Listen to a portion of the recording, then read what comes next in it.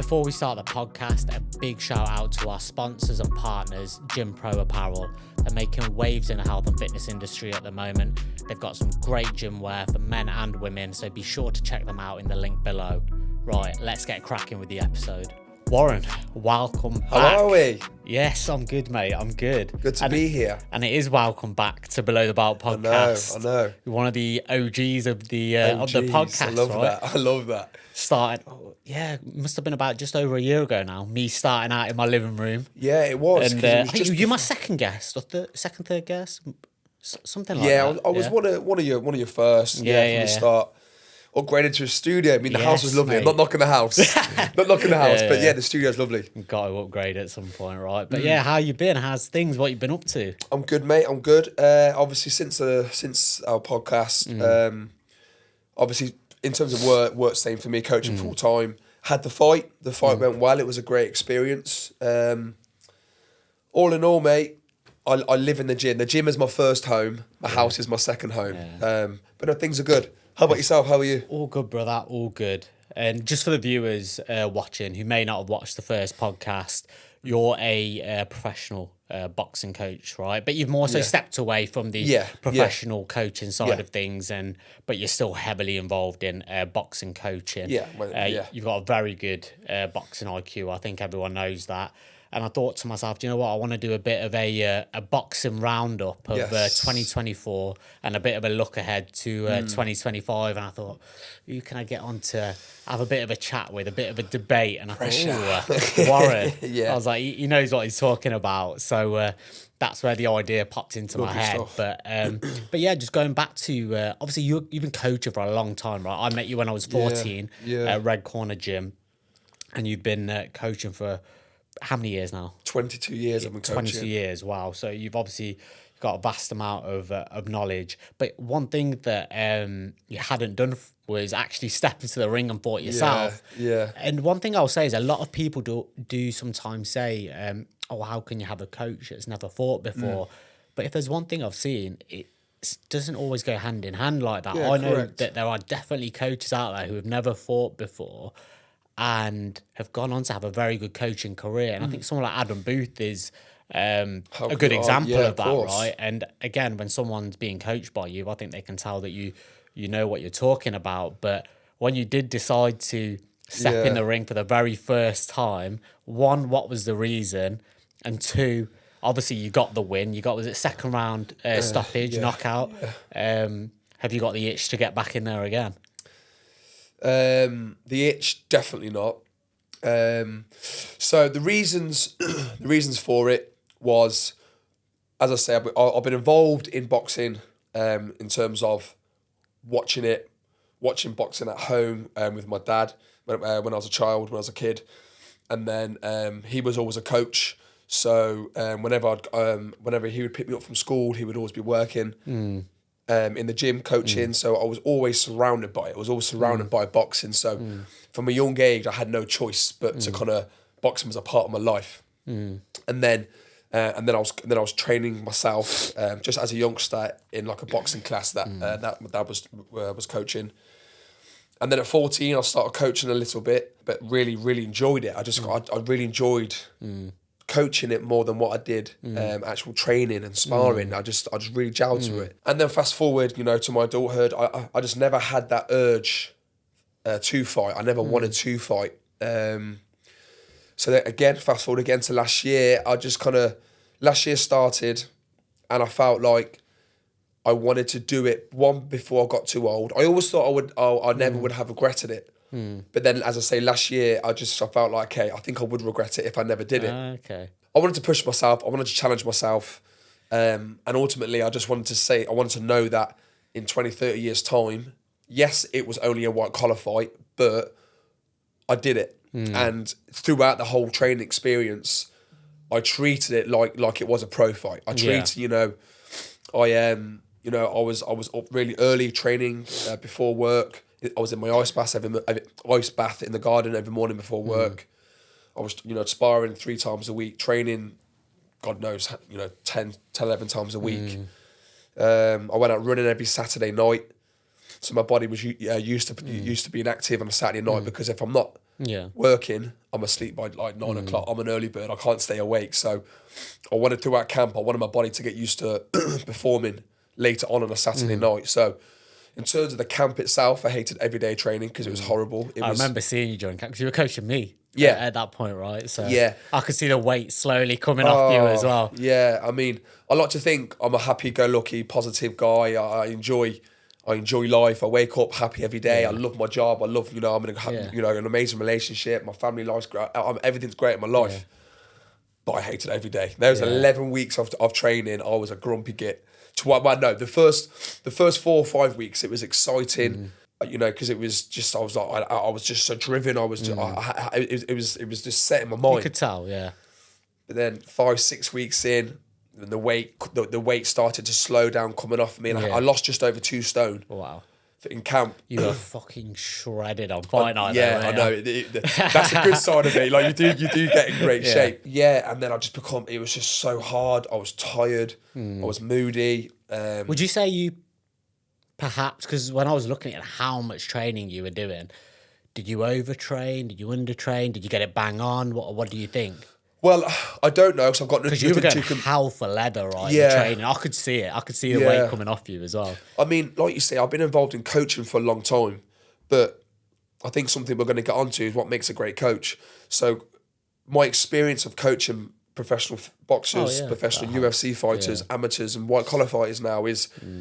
It's not just about your knowledge of the sport and the body, it's your knowledge of that person. Yeah. So I believe I did the right thing in terms of my training. Well, actually, you must have because you fucking knocked him out. Yeah, like obviously I can't compare myself to what I did previous, but I think through a correct training camp, you're meant to be tired. Yeah. You're meant to be, obviously you're meant to give yourself enough sleep and fuel yourself correctly so you are... ready for whatever that training session is the next day. But by that evening, you should be fucked. You should be tired. Do you think when you got to fight night, obviously you've stripped the weight off over a long period of time, you're training, like you said, 10, 11 times a week.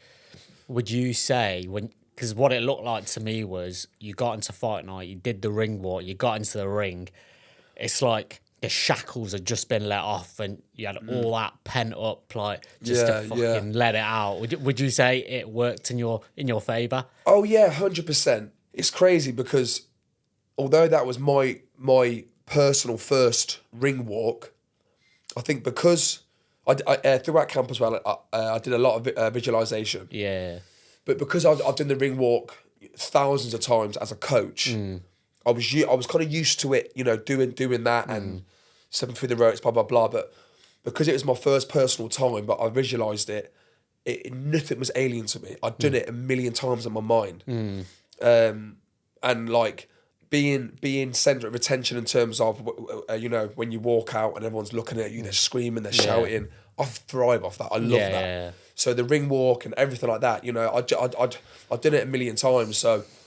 And it's crazy. So to answer your question there is, I've heard it a million times from people like yourself who I've known for a long time who have fought and other fighters. You're so zoned in. So although I remember parts of before the fight, hearing my name, being called up, lifting my hand up. Yeah. And then I remember because the guy who I fought is a bit shorter than me. So I thought, right, I want to go out looking really big. Yeah. But I don't really remember much. Yeah. Now I dropped him with a body shot. I don't know how far in. A couple of times. Twice in the first round, but the first time it was crazy. After the first time I dropped him, I heard I couldn't hear a thing. I don't remember hearing a thing up until I dropped it. Like it was just silent. And then as I've dropped him with a body shot, you hear everyone. Yeah. I just heard this volume in my mind. I've just heard this screaming. Yeah. And then I've become present, and I was like, I remember thinking, shit, I'm fighting. Yeah. It just, my mind switched on then. It was crazy. It was it's almost hard to experience, but as I say, the only thing I can say is, when I seen him go down, and I knew it was a good shot because I felt it sink in, and I heard everyone scream, then I see my friends and family jumping around, I become like aware of where I was and what was going on. It was crazy. But I loved it. Obviously I hated training, but that's why I wanted to do it. Because I've never been uncomfortable with training. I've always trained for fun. I've always trained for image. I've always trained to get, you know, healthy and fairly fit. So hard training, there is some weirdos and freaks in the world who love it. Like if you're trying to get yourself to the peak performance in whatever sport you're in, it should be brutal. It shouldn't be somewhat enjoyable. You gotta go to some dark places. Yeah, right? and that's why I hated it. But that's why I had to do it. So that's one of the reasons why I did it, because I didn't want it to be enjoyable. In terms of the training, it shouldn't have been easy. Yeah, I admire that, because I remember you saying that to me when you first took on the fight, that you're like, do you know what, my life's great, my relationship with my half is great, and I'm really enjoying life at the minute. But you were like, you know what, I want to be uncomfortable, like, because they do say sometimes having too much comfort isn't a good thing. So the fact that you went out looking for uncomfort is a brave thing to do. So I admire you for that. Yeah, but thank you. is that it? Will Warren be having another fight, or is that it? Are you getting itchy feet? You know what? It's itchy funny. knuckles. Itchy knuckles. It's funny because with all respect to my opponent, lovely guy, family man, you know. Yeah. But I'm also not naive. I'm not going around bragging saying I've dropped him, knocked him out. But he was a journeyman. Yeah. So listen, if he could have knocked me out, he would have happily knocked me out. Yeah. But he was there to get paid. He was there to put on a show. Yeah. He was there, if anything, to make me look good. As I say, if he landed a good shot and he dropped me, knocked me out, he would have been buzzing. Yeah. But he doesn't care about losing. Yeah. So, although I was, you know, I wasn't 100% happy with my performance, but I was happy with, you know, dropping in because I wanted that body shot. I don't think you could have done much else, to be honest. Yeah, well, I think we're all going to be hard on ourselves. I think you overwhelmed him to some extent, because I don't know whether it was the hype of it all, but you came out 100 miles an hour. You didn't want to take a step back, and that's not what I remember you being like from the days you used to box. You used to be back foot, slick, like make them miss, make them pay type of thing. But this time you went right at him, right? Do you know what's funny that you say that? I don't want to go topic slightly, but from how you remember me, from then, my reflexes aren't as good as what they were in my 20s. So it's funny because I was actually talking to a friend about this the other day. My style has changed a lot from sparring in my 20s, where I was at my reactional, that's even a word, reactional like peak, where I felt like I was very defensive. I was, pretty slick. I was confident with not being hit. But now I don't feel like I was I'm not as defensive sharp as I was back then. So I really wanted to drop him with a body shot. I was almost desperate that I wanted that body shot, and going back to what we said, because he was a journeyman are known to be durable, journeymen are known to be tough, journeymen are known to. So you've done well to get the stuff. They take beatings, so I wanted to, again, so I'm not naive to know that I fought a journeyman, but I wanted to do it in the best possible, beat him the best possible way. That's all you can do. And one of them would be, if you can stop a journeyman, although, again, they're there to just make numbers up. They're there to get paid and go home. But if you can stop a journeyman, I think that's quite it's a good thing to do. So your question there is, have I got itchy feet? Not at all. But one thing that does sit on my mind, I would love. I'm not going to fight again because I'm actually suffering with an injury at the minute, so I can't run and I can't put much weight on my left foot. But if that wasn't there, would I consider challenging myself with a local lad from Coventry, from Coventry or the surrounding area, who's going to sell 50, 60 tickets, who wants to take my head off? Yes, that does sit on my mind a little bit. Yeah. It really does, because, again, I don't want to lose. But if I lose to a guy who's fantastic, listen, it is what it is. I'll shake his hand. If I train my hardest, of course it'd be embarrassing, ego's dented, but listen, if he beats me, if he knocks me out, fair play to you. Let's go get a drink. That's what it is. But that's the whole point. That's my personal reasons why, if I was going to fight again, it's for that challenge. Alexis, watch out. He's ready for a second fight. Do you know what's funny, right? So I actually bought a gum shield. I've ordered it because I lost my gum shield and I'm not sparred in it. Since gum shield's been ordered as well. It has. She's seen it. She come in the order. I opened the package. She's like, "Who's that for?" I was like, "It's for me." She's like, "Why?" I was like, "I just want to do a little bit of sparring." She kind of gave me this little look. But now, I honestly, I won't be fighting again. I don't think. All right, we'll leave that one there for now. But until we'll see. We'll see. Yeah, we'll see. But it's good to hear what you've been doing. It's good to hear about the fight as well because I don't think we've had a chance to we've not properly talk about it or recap on it. So no, that was good. Right, let's go on to a bit of a boxing roundup of some of the big fights. So let's start with the last one, the biggest one, Usyk versus Fury. Do you think it was the right decision? Yes. First of all, yes, I do. Yeah? Yes, I do. Yes, it was hard because when you almost are a bigger fan of one fighter, it's really hard to turn your emotions off. it is. I know. So hard. You actually judge emotionally sometimes without even realizing. Massively. You have a slight bias because of who you want emotionally to win. Right? That's a good point. Huge. Yeah, really. So I'm not yet to do this, but I'm gonna watch it back on mute. Before the judge, before the announcer read out the scorecards, who did you think had won? I was in my mind. I was like Fury. Okay. I was Fury. Yeah. But again, I was the emotions. Yeah. Yeah. I think I was exactly the same. I was like, yeah, he's probably edged it. Yeah, might have edged it. Yeah. I think a fight like that, you can't say it was a robbery. Yeah. I think if Fury would have won, I think that probably would have been unfair. But I agree with that. I think Usyk winning isn't a robbery. He didn't destroy Fury. I don't think it was an absolute whitewash. It was a fair decision and it was a close fight. But I think Usyk deserved that win. Yeah, I think so as well. Like when I first watched it, and obviously it got to the decision, I think there was definitely an element of the emotions on me wanting the Brit and Tyson Fury to win. So I was like, yeah, he's probably pinched out. And I also thought, from a financial perspective, Saudi will want to set up that third fight. I thought that Which, also. in fairness to them, they didn't try and use that angle. So when it went to Usyk, the second they said it was Usyk, I was like, yeah, fair enough. Yeah. Do you know when Yeah. common sense prevails and you're like, yeah, no, it should have been Usyk. And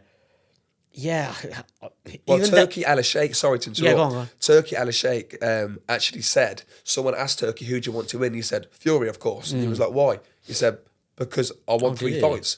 Yeah, I want them to have. I want them to have their third fight. Yeah. So I seen this interview with him, and I thought, are they going to be a little bit one-sided towards Fury? Which I thought they would be 100%. To make the third fight, because obviously first fight was huge, the second fight was ginormous, the third fight would be, and I think Turkey as well also wanted Fury to be the champion, to then Joshua to challenge him, because we all know Joshua Fury is a huge fight, but we'll talk about that later on. But no, I think one thing I am going to do is rewatch the fight again on mute. On mute, yeah. So because I think we can also be, if you're watching a fight, and obviously we will have English commentators, they might even have a slight bias, as professional as they're going to be and good at their job, they're also going to have a bit slight of a emotional hype bias. towards. You cannot help that. Of course, You it's cannot normal. help It's that. normal. Yeah.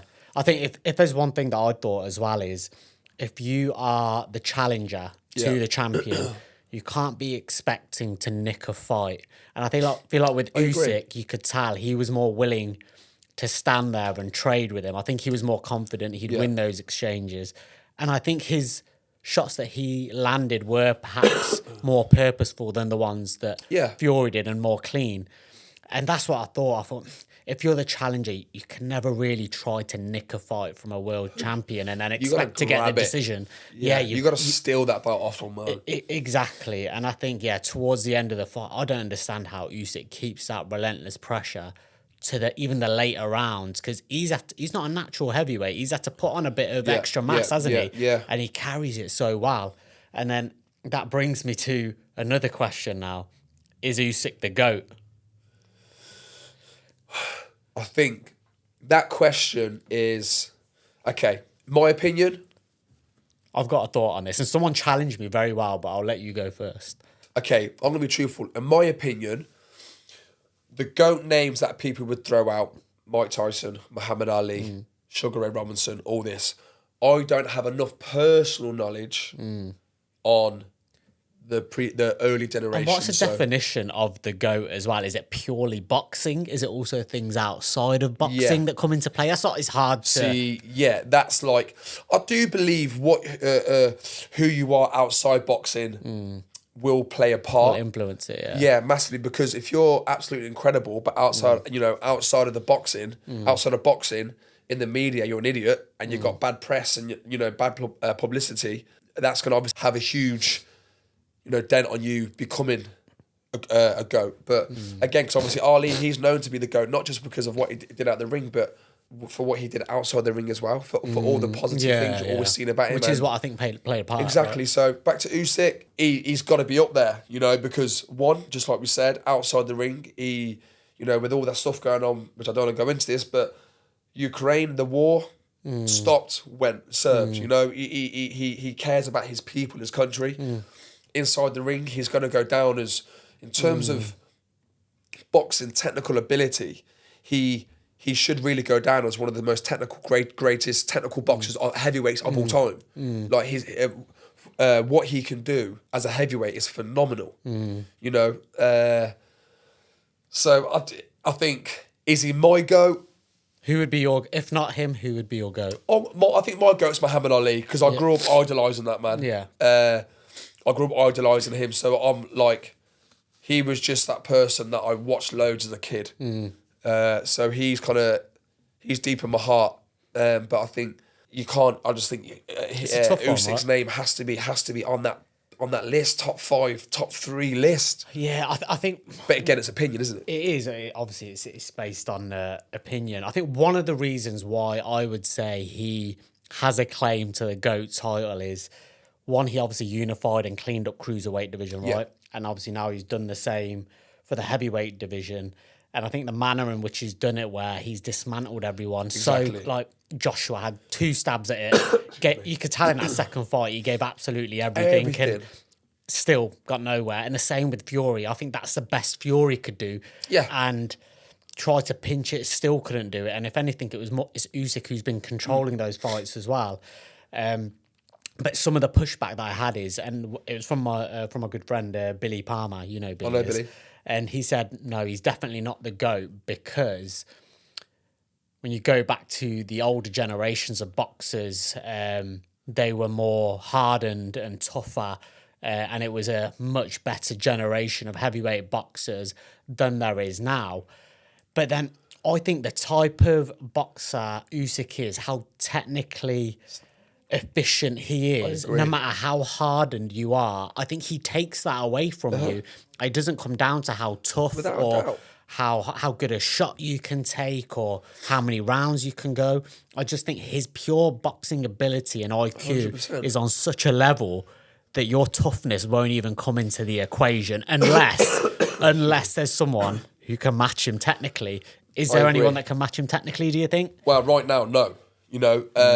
And as I say, in my opinion, he, in terms of technical boxing ability, he probably is one of the greatest technical heavyweights of all time. So to go back to what you said there, you get a really, really tough heavyweight fighter from the toughest eras. Usyk Foreman, for example, one of the biggest bangers you could think bangers ever. So that's what I'm trying to envision in my head. How would that go? And you can't talk about size, because he's just dismantled Fury, Joshua, 6'6", 17, 18 stone, really powerhouse. Yeah. And then a 6'9", 19 stone, fit fat in Fury. So you can't talk about size. Yeah. You can talk about power, but he dealt with Joshua's power. Yes, Joshua hasn't got Foreman's power, but in terms of toughness, hardness, roughness, Usyk, let's say, obviously never, but let's say in our minds, Usyk and Foreman fight.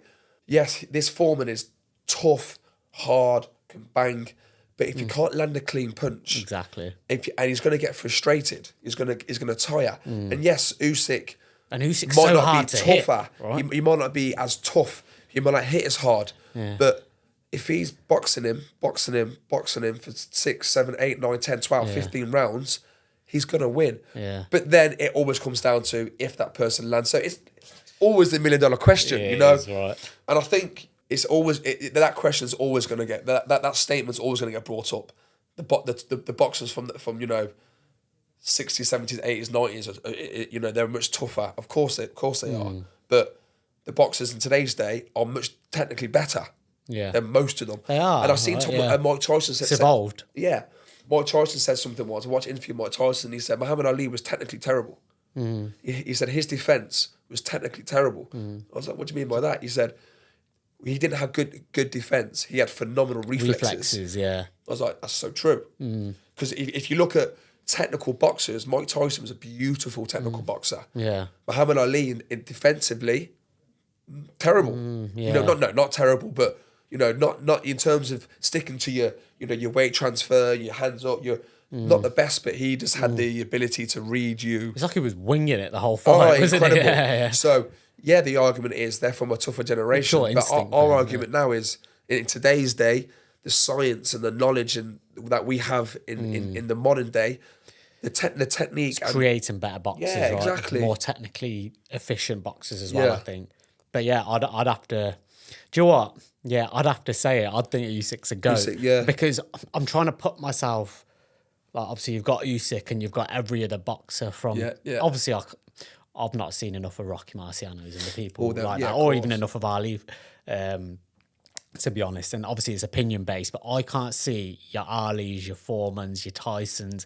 I just cannot see them beating Usyk in a That's going to cause a good little stir in the comments. That one is. Hopefully it does, but I just can't see it happening. And yeah, you know what? It's one of them amazing questions. Who would win, Ali or Mike Tyson? Mike Tyson's too powerful. Ali's too fast. See, that one's more of a 50-50, I think. People will say, obviously, the Usyk one is as well, but... Yeah, I just, you know, it's, as we've just said, it's the tough, rough era against the new technical era, you know. If only you could put that together. You can be tough as hell, but as I say, if you can't land clean and you're being out jabbed and you're being out moved and you're being out worked, you're going to lose over 12 rounds. Yeah. You know? 100%. So, $1 million question. It is. So that then brings me on to where does Tyson Fury go now? And one of the... to the chippy. Yeah, well, I bet he did go straight to the chippy, yeah. But the only place it looks that he can now go is Fury versus Anthony Joshua. And I think it was Simon Jordan who said it's the battle of the losers, which I think is a very harsh statement to make. It is. But is it a fight you'd want to see? Is it a fight the general public would want to see? What do you think? 100%. I think that fight will always be interesting.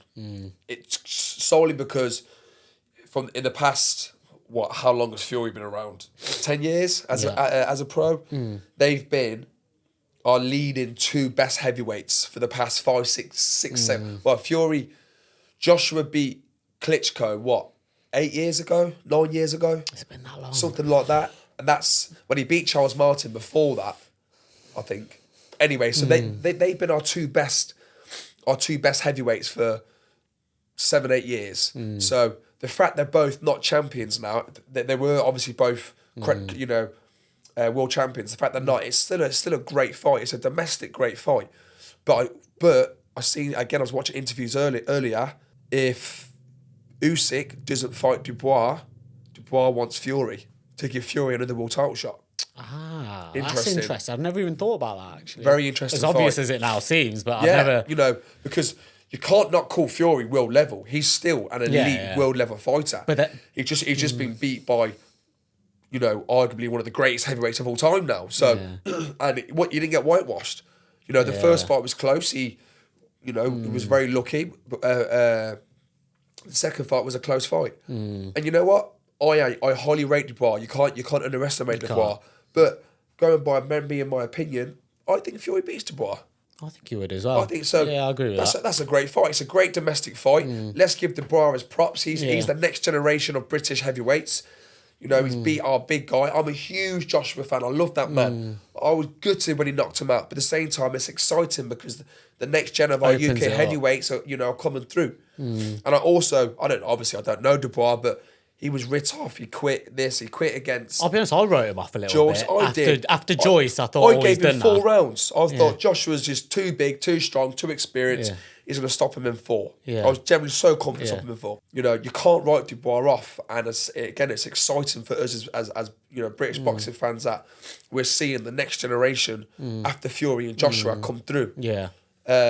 So, and as much as I would love to see that Fury Dubois fight, and I'm a bigger Fury fan, but I think for British boxing, it would be awesome if Dubois beats Fury, because then it really shows his trajectory to the rest of the world. I think that would be needed in order to set up that fight with Usyk again for Dubois. Because I think, let's say Fury won it, do you want to see him and Usyk again? Because again, I just feel like it would go the same way. I agree now. Yeah, I think they fight 10 times. I think Usyk wins 10 times. Now. Same as the Joshua one, yeah. But yeah, I think Fury, Joshua. I think even though they don't hold any bouts, I think just because, like you said, that they've been leading the division. It's a massive fight. It's still a big fight, isn't it? It's a massive fight. Because I think both of them... Who wins her, do you think? Fury.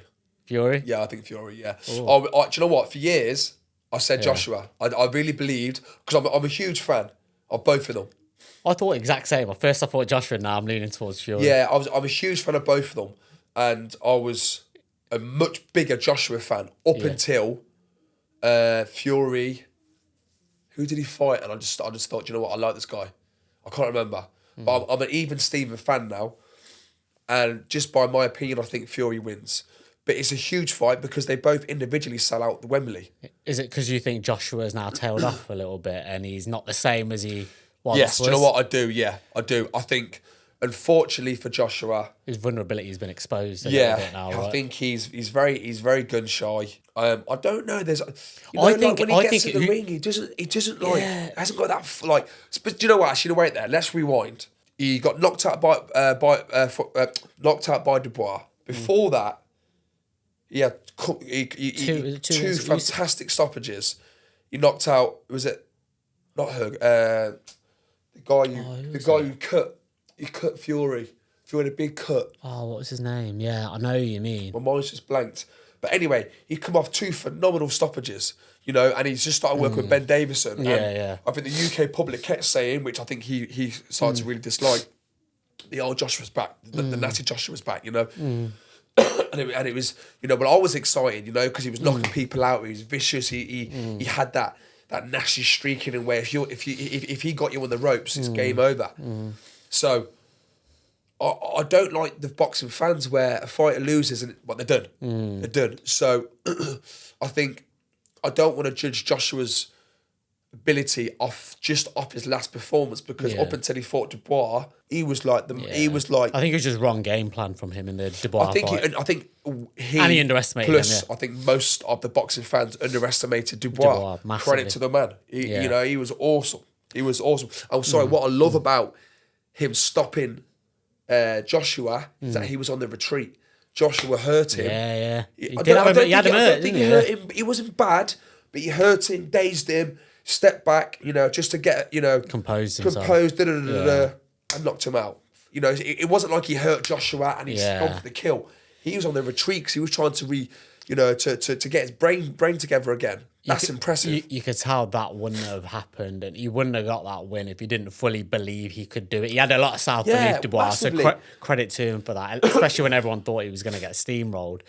I think the point in which Joshua became gun-shy, I think he changed as a fighter after fighting Usyk twice, because he knew he was never going to knock Usyk out. Yeah. So I think he was training to become a purely better boxer. Yeah. The thought of being that animal who knocks people out had to go, because it was never going to happen against Usyk, whether he wanted to or not. He knew he was not going to be able to knock him out. So he had to think, how can I outmaneuver him, outthink him? But you're never going to outthink Usyk. And I think since Usyk, he's been a little bit gun-shy. And then I think with Dubois, he was trying to prove that he's not gun-shy. But then he's gone to the other extreme and left himself completely vulnerable. Yeah. So, and someone like Dubois as well, he's got a phenomenal jab. He has actually, yeah. You can't try and knock out someone with a great jab. No. Because they're just going to jab the head off you and then knock you out, just like what happened. Yeah. If someone hasn't got a great jab, you can just walk them forwards a little bit and look for a big shot. But if someone's got a jab like Dubois, not only has he got a fantastically timed jab, I can imagine his jab's like a right hand. So, with someone like Dubois, you're better off trying to, outbox him, move a little bit, and then, go for the kill where I think in my opinion, he tried to kill him too early. He tried to bully him. Yeah, he tried to intimidate and bully him. I think he should have eased his way into the fight. Yes. Joshua should have stuck behind the jab, I thought. And a lot of people say, like, Joshua, he's not a good boxer, he can only bang this, that, and the other. I'm like, hold on, you don't win an Olympic gold, even if that gold was a little bit, because it was a close contest in the final, but you don't get to that point of even being in a position to win a gold unless you've got some incredible technical ability, right? And you can box. Yeah, because there's so much to being a great boxer, being a world champion. Okay, so on what you said there, let's look at Deontay Wilder. Technical ability. That actually contradicts everything I've said, because I think he's an awful boxer. It does, but it does contradict what you said. He got silver, didn't he? Yeah, silver medal. But what I'm going to kind of work alongside you to what you said there, like, to be a great champion, to be a great boxer and a world champion, like, it's not just about having phenomenal technique. You still got to have, like, so Deontay Wilder, obviously probably the hardest puncher in heavyweight history alongside the big names. But just being a powerful puncher doesn't mean you're going to be a world champion. Now, technically, not the best, but what he would have had is phenomenal timing. If you look at some of Deontay Wilder's knockouts, the timing of his right hand was perfect. It was some of them he was just wild, but some of them he's backing up or he's walking them down and he throws the right hand. There's one of them, I love it. Deontay Wilder, I don't know who it was. Wilder's on the ropes and I think he throws a right hand the same time as opponent throws a left hook. And he lands the right hand and the guy spins and falls down, he's gone. So yes, Deontay... Oh, I've seen it. I know you mean. Yeah, I don't know who his opponent was. So yes, Deontay Wilder, technically, you'd say he's shit. But fit, before he got knocked out by Fury, fit, tough, game, fearless, intimidating, and timing. Yeah. Fantastic timing. Beat some good opponents, so he's got to have been doing something right. Listen, he was huge for heavyweight boxing in America. He was the American heavyweight king for actually longer than what I realised. They needed him, for a long time. Yeah, I think so. It's not having technique really, really helps, but there's so many more aspects to becoming a great fighter. Who was his last fight against which he lost? Was it Zhang? Was it Zhang? Parker. No. Or was it Parker? Zhang. Sorry, no, Zhang. Zhang. Was it Zhang? It was Zhang. Parker. I'm drifting now, but no, it was Zhang. Yeah, Zhang. Did you knocked see him the out. interview after the fight? You could tell he was almost happy because he was so content in his life. Yeah, you could tell that nastiness wasn't really there as much as it used to be. I think one of the reasons was he even said in the interview, I don't know if it was the psychedelic ayahuasca or whatever it was. And that's known to completely kill your ego, taking psychedelics and things and whatnot. And I don't think he'll ever be the same again now. No. I think Deontay Wilder, I think that's about him. Yeah, I think so. Because don't forget, his motivation for fighting was to get paid to look after his daughter with disabilities. Yeah. So when you make a substantial amount of money where you've changed your family's life like he did, and he was world champion, when you lose your world title but you're a millionaire, it takes a very, very, very, very special human being to stay motivated to become a world champion again or to keep trying. Yeah. His motivation, as far as I'm aware, was to take care of his daughter, to make enough money to take care of his daughter, and he did that for how many years? Yeah. So he lost the world title, got knocked out a couple of times, but his family is secure for however many years. So he did his job, he did his purpose, man. So I think he knows that now. I think, doesn't he? So he's got what he needed to. As soon as that fire's gone, I think it's really, really hard to ignite that because the reason, the original reason as to why you were fighting, you've done it, you've got it. Yeah. So you became a multimillionaire, you became heavyweight world champion of the world. You've lost it. Oh, I'm gonna keep trying. It's gone. Yeah. It's gone. Nah, I completely agree with you. All right, talking about multimillionaires and the fire going out. Yeah. And again, I've heard a bit of a change on this. Initially, I had this down on the agenda as Logan Paul versus Conor McGregor. But now I'm hearing it's Conor McGregor versus KSI. Oh, Jesus. Apparently. So I don't know whether... I think Logan Paul's focusing on WWE or whatever. Okay. Bullshit it is that he's doing. Yeah. But yeah, KSI versus Conor McGregor. Does he need the money? Conor McGregor. Are you interested in any of that type of influencer boxing? Is it good for the sport? Is it bad for the sport? What's your thoughts on it? I'm 100% interested. Yeah. Because I think what people need to do is understand what and who they're watching. Okay? So when you're watching, forget McGregor, because he was a formidable champion in his sport. Your KSIs, okay? So I think he actually has got a pro license as a boxer, but I think he has anyway. I think he has as well. Yeah, but he is not a boxer. He's an entertainer. And he's just found another avenue for him to make money, which is boxing. And he enjoys it. Like a lot of people, they enjoy the discipline and the training. And like a lot of men and women now, they enjoy the scrap and the tear up. So he's, before he got into boxing, he's obviously got into a bit of training, thought, I'm actually all right at it. I can make some ridiculous money here. So I think people, when watching, your Misfits boxing, people need to understand and change their mindset on, when you see these guys on TV saying, I'm the baddest, I've smashed it, they're not professional boxers. They are entertainers. They are, they're online entertainers that are just very, very, very good at selling tickets. Yeah. Some of them are pretty good boxers. But I don't think they understand why people get, angry and emotionally attached and think, it's bad for the sport. They're meant to sell tickets. They get paid what they pay, what they get paid because they have a huge online following. Okay, so, and of course what's his name? Jake Paul. Of course he's going to say, I want to fight Canelo. I think I'll beat Canelo. Of course he is.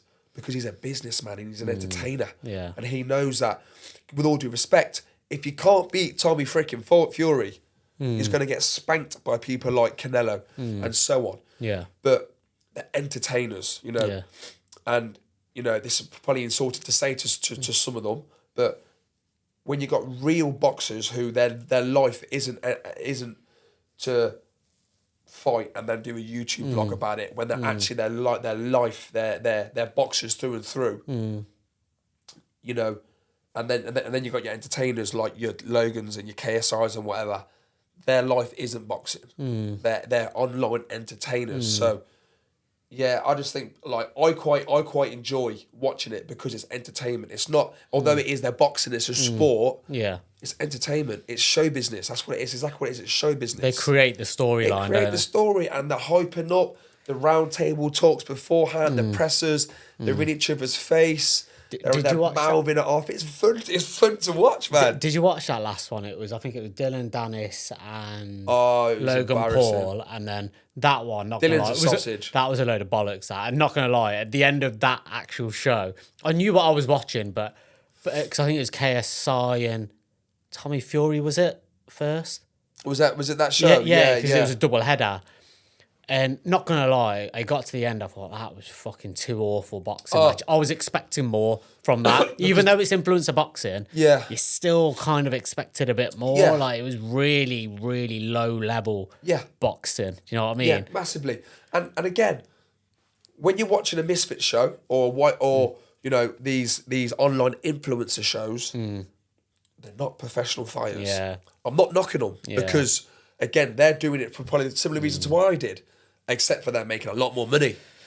They're making loads of money, but it's more the event. Give them the respect because they're clearly, if they're fighting, 4-2, 6-2s, 8-2s, or 4-3s or whatever, they've put in work. So respect them as an athlete because they're putting the work and they're having a fight. It takes balls, man. It takes balls to get in that ring and fight in front of thousands of people live. And loads watching on TV and have a scrap with someone, risking you could get knocked out in front of your loved ones. It takes balls. It does. But they're not professional fighters. Then they're just something you always have to keep in mind when you're watching shows. Mind. So I think it's good for the sport because you might get a huge KSI fan from, I don't really know what else he does, but a KSI or another Misfits fighters fan who doesn't like boxing, but they love him. They love his online videos. They watch him fight, and then that one person might think, "Oh, that boxing was so good. It gave me some butterflies to watch." I'm gonna watch an actual pro fight. I'm gonna go to a Yeah, gym. that's a good point. That's what I think. It brings more audience to it. Yeah. And that, again, that's why these guys get paid loads, because they've got millions and millions of streamers and subscribers online.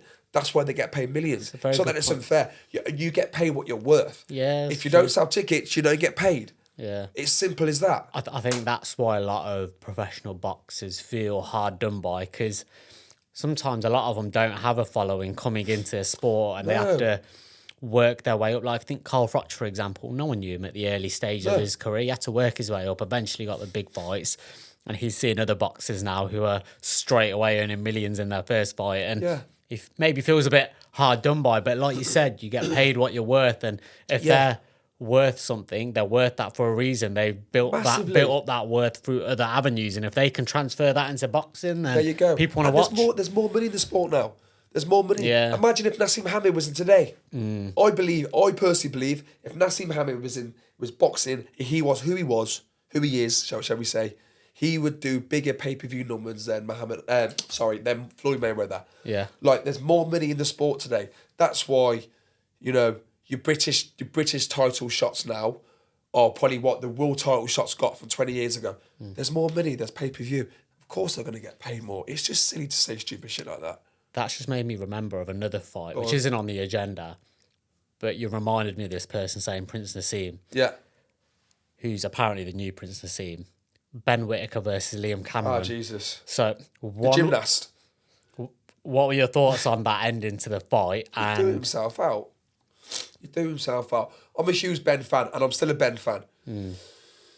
I think, like we're speaking about, he's selling tickets. We were talking about this before the cameras are on. Yeah. He is a villain.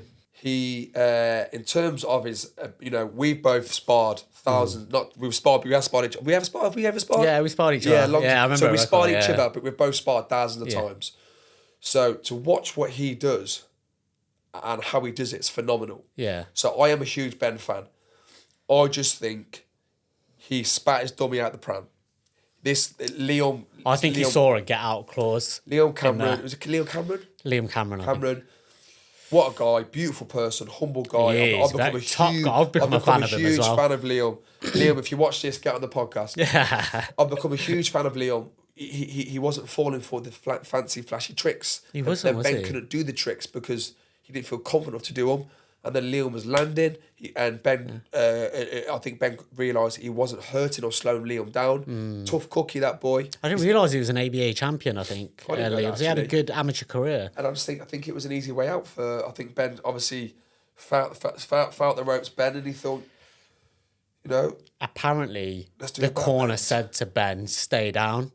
Yeah, you see him, I think he took that advice. If someone said that in his ear, especially when he knows how the fight is going, you can feel it. You can feel momentum shifting. I agree. And I think he knew that was their only opportunity to get out of that fight in whatever way they did. What was it? No contest in the end, or whatnot. I think they called it a draw. They called it a draw, did they? Yeah, because Liam believed he should have won it, but they called it a draw, which again I believe Liam won. I know they're still trying to negotiate a rematch, but who wins a rematch? Do you think? I don't know. It's a very hard one to call now. I don't know. You would swing towards Whittaker, hoping that he's learned his his lesson. But then I don't know enough about Liam Cameron.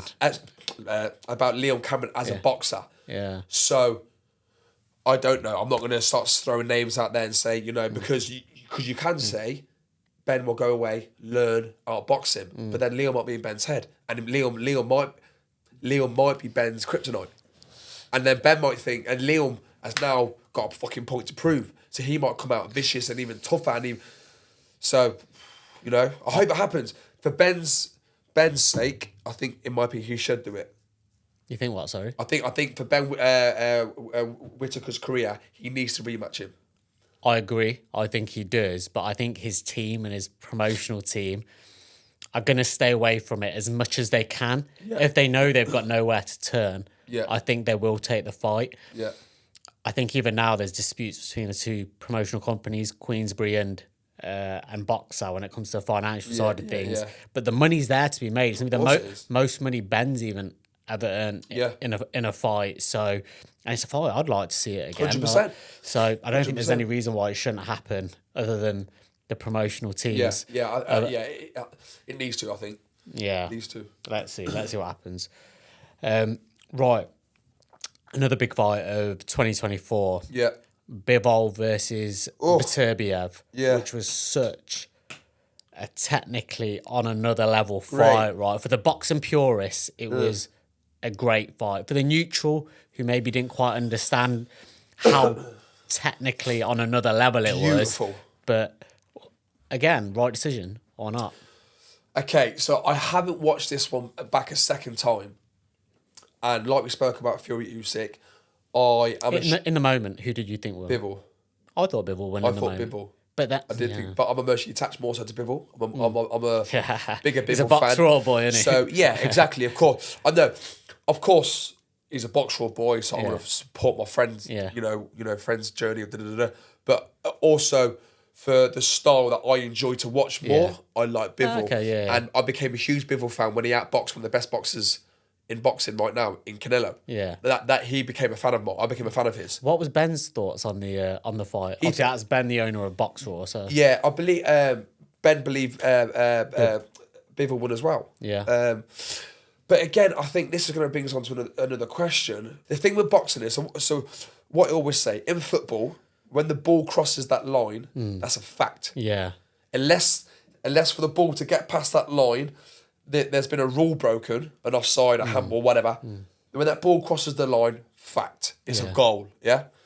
In boxing, subjective, right? It's so they say they always go to how many jabs thrown, how many shots landed, how many power shots landed. Yeah, how hard. Yeah. Yeah. So, but they don't seem to take that into consideration, and they always say he was the more aggressive fighter. So who's on the front foot? Who's on the? But that just means fuck all, because you can be on the front foot but being caught more. Just because you're walking someone down doesn't mean you're the better boxer or you're doing the right thing in that moment. You could be walking someone down and pop and being caught on the way in and not doing anything. I think boxing needs a factual thing to go by. An AI judge. We'll come on to that later. Well, Jesus Christ. Like, it needs something to go by, because we're judges. You love aggression, I love counter. It's tough, isn't it? You love Beterbiev, I love... So, I think it needs to go down to every round, facts. Who landed the most jabs? Who maybe made them miss by defending? So they can add a little bit of defensive. Is that where AI judging can actually help, though? Because they would take into account, and I started talking with ChatGPT, asking it these questions. So it could come down to various different factors, different weightings and scores of who's on the front foot. Okay, you get an extra score for this, or who's landed the harder punches or the more power punches. You get an extra couple of points for this. And do you know what I mean? Those different, because there's multiple facets as to why you could potentially win a round, and being able to calculate those in real time as a human judge is very difficult. Yeah, of course it is. So do you think AI judging could help in that then? Yeah, I do. But it's got a long way to go, because that scorecard with Fury was disgusting. What was it? I didn't think it was. What was it? 100 and... They gave Fury, I think, 2 or 3 rounds. But so many of those rounds were so close. And again, I thought, was I emotionally scoring towards Fury? And I thought... And of course, I was emotionally attached to it. But, I mean, I do believe Usyk won. But I think give Fury at least 4, maybe 5 rounds, in my opinion. I need to watch it back on silent. I'd like to see if there's any justification as to why the AI judge gave it that. Yeah. That would be interesting to see why they gave it that. Yeah, I think it's good, but I don't want the AI to take over from human judges. I think we need them 3-4 judges ringside every fight. But then like you said, there's flaws with them though, right? Because they've all got their own opinions on what type of boxer they like. And do you know what? Valid, yeah, very, very true. I think until there's some, like I say about football and crossing the line, until there's some factual things that judges go off and work with, we're always going to have issues. But do you know why we're going to have issues? Money. Yeah, it all comes down to money. All comes down to who makes more money. They don't want the money maker to lose. One thing that I don't understand is even basic things like in football, you've got VAR now. Why not have like replays in boxing when it comes to really controversial decisions, like even the Ben Whittaker thing. Yeah. Why could they have not replayed that? See, that's a great thing. They were saying it was Ben Whittaker's ankle. Well, I didn't see him land on his ankle. I don't think he landed on his foot. So I've never even thought of that. That's brilliant. Like, because for example, VAR, Dubois, USYK, slow-mo it. Was it low? Was it high? I still can't decide. We'll never know because we don't know where his penis is. but like, may have a high sitting penis. You never know, mate. Could have been the brief, but you know, like, I think, but that's brilliant because you could literally slow-mo it. Where's his ankle? Did Liam lean on Ben to make Ben go back, or did Ben pull to lean to bring, you know? But that's a great, you know, I think that could work. Yeah, because I think even looking, we need something because there's so many horrible decisions, and because there's so much on the line in these fights as well. Yeah. It's cruel when it doesn't go the way that everyone thinks. Into it, their guts into it. It is 100%. You know, it's a brutal sport, but yeah, I think with Bivol and Beterbiev, again, you're the type of boxer that likes the boxing and the movement of Bivol. I was someone who liked the brute force of Beterbiev, and so maybe thought he edged it, but again, you thought Beterbiev would. I thought he edged it, because I thought Bivol had the more damage to his face afterwards as well. I thought obviously Beterbiev was trying to force it on the. I think Bivol he let it slip in the last couple of rounds. I think. Yeah, I agree. Yeah. I think if he just carried on doing what he was doing, again, it's easier said than done because you're in there with a monster like Beterbiev. But I think just in those last couple of rounds, he maybe let Beterbiev back into it. So on that note, there, I seen Eddie Hearns trying to push something, open scoring. So in round 4, the judges tell each corner the scores. And then the scorecards, and then round 8 they tell him the scorecards. So, I like that. So I think he's trying to get that. Someone said to me the other day they actually have that in one of the bouts. I've never heard of it before, but so for example, if Bivol found out he was 2 rounds down by round 8, he could have upped it. So I quite like that idea. Great idea. Do you know what? Open scoring, I think it's going to be called something like that. Why should they not be allowed to know if they're up or down? Yeah. And if anything, it will probably create more interested, entertaining fights. Yeah, exactly. Yeah, that's a great idea if that actually goes through. I think so. All right then. Beterbiev and Bivol 2. Bivol again. Bivol. Yeah, I do. Because as much as you can't not love Beterbiev because he's just an absolute powerhouse knocking people out. He got like a 95% knockout rate. You know, incredible. But I believe Bivol is the better boxer. But Beterbiev just had a fantastic game plan in terms of skill, movement, technique, slickness. What I like to see, I do believe Bivol is the better boxer. But that fight was so. I give it to you, agree. So, but that fight was that close, it could have gone either way. It was far from a robbery. It wasn't a robbery. I think if Bivol won, you'd have the Beterbievs and the fans saying no. But I just think Bivol has got more to give. I think Bivol's got more to give. And as a technical skill boxer, but again, Beterbiev is a fantastic boxer. He's not just a walk down, forward, slugger, knocker out at. He's a great boxer. He used to be a sensational amateur boxer as well. I didn't realise he fought USYK in the amateurs as well. Yeah. So as much as I'm saying Bivol's a better boxer, I just remember Beterbiev was a good amateur as well. Boxer. I just think Bivol's got more. I'd say he's. I think that was Beterbiev's top he could give, and I think maybe Bivol can find that little bit more. It'll be is that in February? And isn't Dubois on that undercard as well with Parker? That is. Hold on. End of February. Is it end of February? Dubois Parker, because every fight's a main event. Oh bloody hell! Is that Shakur Stevenson? Boatsi, Callum Smith, is that on that one as well? Yeah, that's the first fight of the night, I believe. Boatsi, Callum Smith. That's ridiculous for an undercard, isn't it? That's a main event in England. Oh, yeah. I forgot who else was on there, but I think there's 7 fights and they're all all headliners. Top level. Yeah, that'll be a wicked card. I think even apparently Eddie Hearn had to say to Turkey Al-Sheikh, you had to say to him, listen, what you're doing, like you're putting too many top fights on one card. Yeah. But mate, I'm excited for that one. Yeah, no, me too. Let's just rewind a little bit. We spoke about influencer boxing. Yeah. And also white collar boxing. You're involved in that. We've both had a couple of white collar fights. Obviously, you train boxers who want to compete in white collar, whether it's their first fight, whether they're experienced. what's your thought on white collar boxing? What's the difference between that and influencer boxing and pro boxing, amateur boxing? Seem to be a bit in the middle. Is it semi-pro boxing? What is it? What's your thoughts? Never say semi-pro to me. No, give me the definition. So what's a semi-pro boxer? Non-existent. So you can call yourself semi-pro, but there is no. This is not me being an arsehole or whatever. It's fact. I don't know the football rules or whatever, but as far as I'm aware, you can become a semi-pro footballer. Yeah. In boxing, you got the amateurs, ABA, Amateur Boxing Association, or you're a professional, BBBC, the British Boxing Board of Control. So they're the two sanctions. If you're a registered amateur boxer, you're boxing for the ABA. If you're a signed professional fighter, you're boxing for the British Boxing Board of Control. What's the semi-pro association? There isn't one. So Do you hear many people say, all the time, I'm a semi-pro boxer? And I have to go, and you're either... You must hear it so much. All the time. Do you know what? I actually heard it, what day are we on? I heard it yesterday. Some guy said it to me and I was like, oh yeah, cool, man, fair play. So, and it's not a bad thing. You're either, an active white collar fighter. Yeah. You're either an elite amateur fighter, which means... Listen, if you're an elite amateur fighter, hold that title. That's a phenomenal. That's a great. That's nothing to be.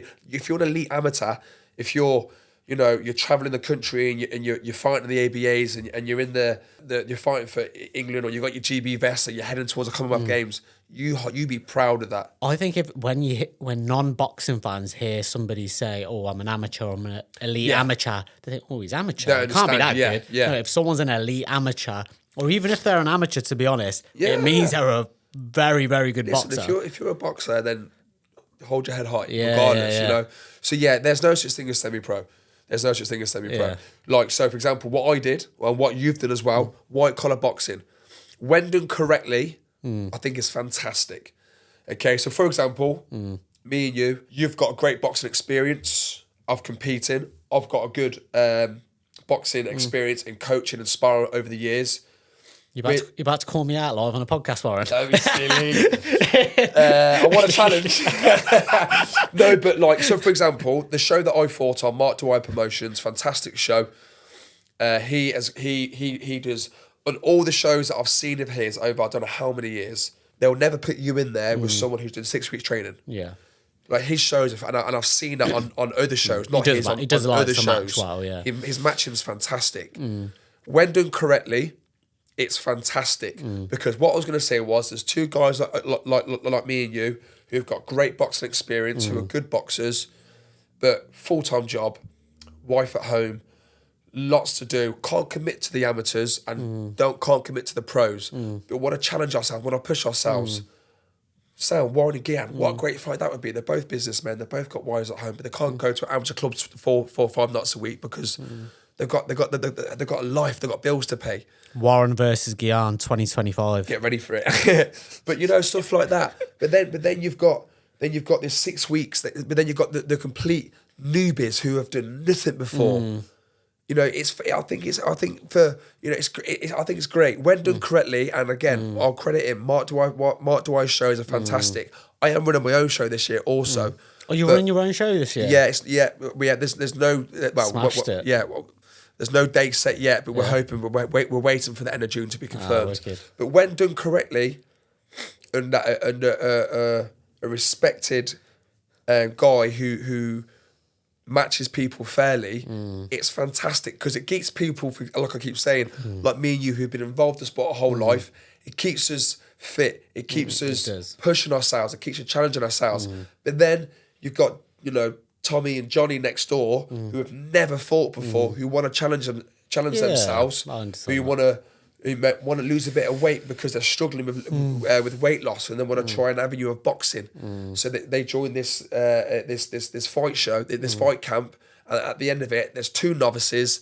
They give or take 3 or 4 pounds the same weight, the same height, give or take, and they just want to get in there and say, I've fought and I've lost fucking 2 stone doing it. It's brilliant when done correctly. Yeah.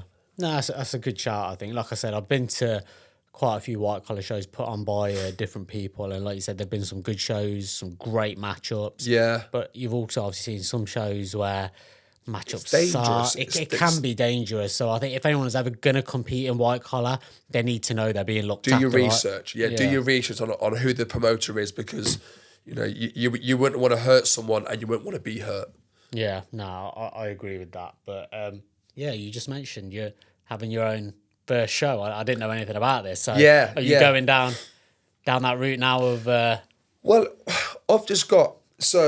I'm doing it with a friend of mine called Jack Beer. Yeah. He owns a gym called the Boxing Lab. And he's got maybe 5, 6, 7, 8 fighters, give or take, that fight on marked shows.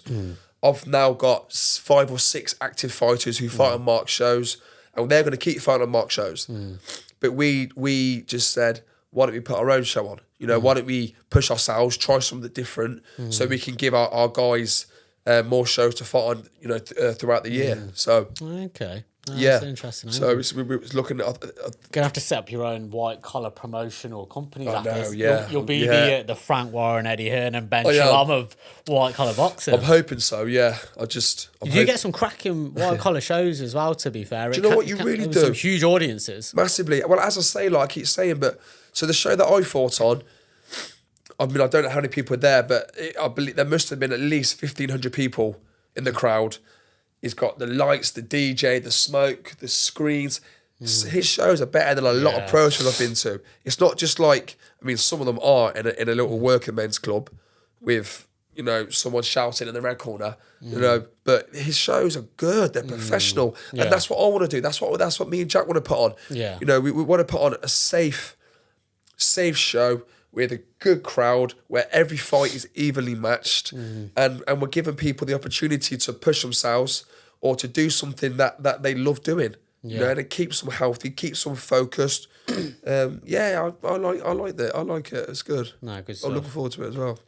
Final question of the podcast, and it's probably something that I think a lot of people are clocking onto now, and it's probably not just with boxing, to be honest. It's probably in various sports, but how important is marketing and social media for boxers nowadays, especially professional boxers who are looking to take it on as a career? And is it important for amateurs? Do they need to be kind of using it a bit more? Probably less so, right? But on the professional side of things, it's becoming critical, right? Because it's all about how many tickets you can sell and how big a name you are. Obviously, talks about influencer boxing, right? Yeah, I think it's massive. And do you know what? To go against what you said there, I think it's more important as an amateur. If you are, so as an amateur, 13, 14, 15 or whatever, and you are, at that time in your life, you're like, I'm going to fight until I'm 19, 20 as an amateur, and then I'm going to turn pro, and I'm going to become British champion, Commonwealth, world champion. If you've got that passion, that dream in your mind, build the foundation, build the fans, build everything up. So put up on your Instagram, on your Facebook, on your, I don't know the ones, that's like an old man now, Twitters and TikToks. Yeah. Put on there you training, put on there you running, record yourself, put a clip up there if you're on the pads, put a clip up there if you do some shut up. Promote yourself. Promote. Social media now is it is a gift when used correctly. It's a lot of bullshit on there, but when used correctly, as a fighter, as an athlete, regardless of your sport, but we're here for boxing, as an athlete, use that. You've got an audience of 100 million people, or however many people are on it. Use it. I mean, I use it for my business. You use it for your business. Yeah. So massively use it. So as you're climbing the ranks as an amateur boxer and you're getting into the seniors, and you're climbing up and you've had 25, 30 fights and you're at the ABAs, if you can take 20, 30, 40, 50 people to the ABAs, and then you win that, and then you get more fans. So on this note here, one of the reasons why Eddie Hearn signed Johnny Fisher, he's got a huge following, isn't he? First of all, they're from the same place, so Eddie Hearn liked that. Yeah. But he said for his first fight, he sold like 200 tickets, and then his second fight, he done 400, and then by the time he was by his fourth fight in, he was selling like 2,000 tickets. Yeah, thousands. Or 1,000, which is, because because with his dad doing the whole homage, he had that he was promoting himself, alongside his dad. Get on the socials and promote yourself. Talk to the camera. Tell the camera how your day's gone. Show the camera your pad session. Let them meet your coach. It's massive. I think sometimes people think they're too good for social media, or if someone is doing that, why are they continuously showing what they're doing? No one cares. But I get that. I think what's important is, especially if you've got your own business, or like you said, you're an athlete, you've got to build your brand, right? You are your brand. Exactly, and you've got to build that, and it takes time. And I think everyone should be doing that to some extent, whether you completely don't want to be involved and you want your privacy and your peace or whatever. But I think it is a great way of building your brand. But I think there's a balance as well. You can't get too obsessed with the numbers of social media and stuff. 100%. You need to understand what the long game is, right? You can't just sell yourself out for just doing things. You got to be as authentic as possible, right? Massively. Someone said something to me once, a social media guy. I went on a course, a business course for coaching, and he said, "Don't watch the views. Don't worry about the views and the likes. If you're putting out good content, if you're putting out quality content, that's what matters. Yeah. That's what matters. It's all just focus on what you're putting out there. Yeah, we all want the views and the likes, but if you're putting out good quality content that people can enjoy watching or they can learn something from, that's what matters." Yeah, no, I completely agree. All right, good stuff, Warren. It's been a pleasure. This has been a great little podcast, part 2. Guys, if you want to see a part 3... It'll be after we fight. But in all honesty, make sure you drop comments in the YouTube video, on social media. Let us know if you've enjoyed this analysis debate over some of the big boxing fights of 2024 and those to come in 2025. And then you never know, me and Warren can get together again. And part 3, I look forward to it. Yeah, exactly. So yeah, make sure you do engage, you do comment, let us know what you think of the podcast, and thank you for watching. And thanks for coming on the podcast. Thank you, appreciate it, bro. Cheers, Thanks for having me. Nice one. Yeah, man. Sound, bro.